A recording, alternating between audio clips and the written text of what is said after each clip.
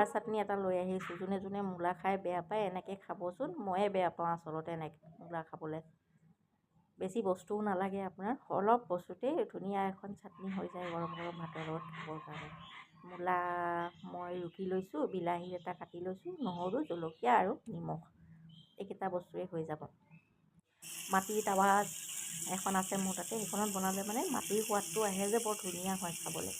মই মিঠাতেলত এই গোটেই বস্তুখিনি দি দিছোঁ। সিজালে ইলুটি কৰি থাকিম অলপমান, ধনিয়াও দি দিছোঁ।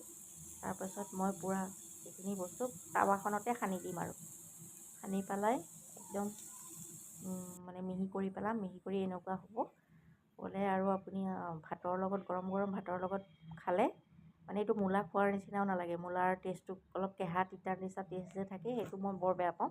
খাব এনেকৈ বনাই খাই চাবচোন, বিৰাট টেষ্ট পাব। Thank U.